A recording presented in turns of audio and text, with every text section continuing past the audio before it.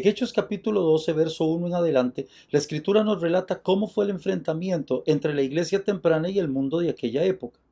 En aquellos inicios de la iglesia tuvieron que enfrentarse a muchísimo maltrato físico. Unos eran muertos a filo de espada y otros, como en el caso del apóstol Pedro, eran echados en la cárcel mientras el mundo aplaudía este proceder. Pero en Lucas capítulo 17, versos 26 en adelante, el Señor nos advierte de cómo serían estos tiempos modernos. Él dice que no se parecerían en nada a lo que vivió el apóstol Pedro, que más bien serían idénticos a los vividos por Noé y por Lot, donde la gente come, bebe, compran, se casan, venden, plantan y hasta edifican.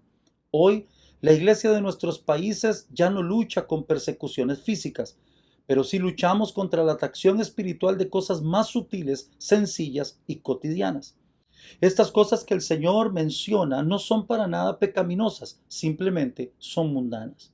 Ante esto, permítame darle una verdad espiritual que espero sacuda su vida y nos haga despertar. Estamos viviendo lo predicho para los últimos tiempos por el mismo Señor Jesucristo. Ahora han sido liberados poderes especiales que impulsan a los seres humanos, incluyendo a la iglesia misma. La médula de los excesos que hoy sufrimos dentro de nuestras iglesias, en su mayoría, ya no son tanto por pecado, pero sí por mucho en cuanto a la mundanalidad. ¿Quién se atrevería a decir que es malo comer y beber? ¿O quién sería capaz de desaprobar que una pareja se case?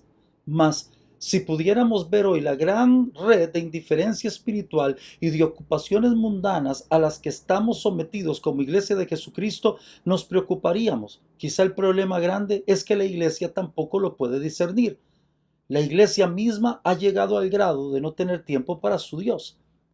En Lucas capítulo 21, verso 34 en adelante, es el mismo Señor Jesús el que nos advierte de que nos cuidemos de cargar nuestros corazones de deleites y afanes de la vida, descuidándonos de tal manera que el día del Señor nos tome por sorpresa. Y bueno, basados en esto que el Señor dice, tenemos que reconocer que la iglesia no solo ha aprendido a usar las formas mundanas, ahora hasta hemos aprendido a abusar de ellas. Permítame darle una conclusión a todo lo anterior. El problema que enfrentamos hoy en día no es cómo dejar de comer, beber, comprar, vender, casarnos, etc. El problema es evitar el poder que se mueve detrás de estas cosas.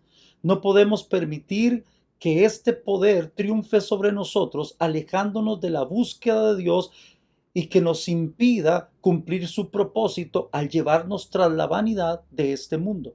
¿Cuál sería el secreto para mantener nuestras cosas materiales dentro de la voluntad de Dios? Es sencillo, es manteniéndolas para Dios. Es saber que no estamos amasando valores inútiles acá en la tierra, sino que nuestra prioridad es amasar valores para el cielo. No es pecado casarse, pero sería grandioso que tu matrimonio fuera para servir al propósito de Dios. No es malo trabajar o estudiar, pero sería fantástico que estas dos cosas sirvieran para un propósito mayor en lugar de alejarte de Dios. No es malo que te enriquezcas. El problema sería que el amor al dinero ocupe el lugar donde iría el amor a Dios. La iglesia debe de aclararse en el propósito, porque aunque estamos en este mundo, no solo nos debemos de rehusar a ayudar en la construcción de este mundo, sino que debemos de persistir en pronunciar juicio contra él y sobre él.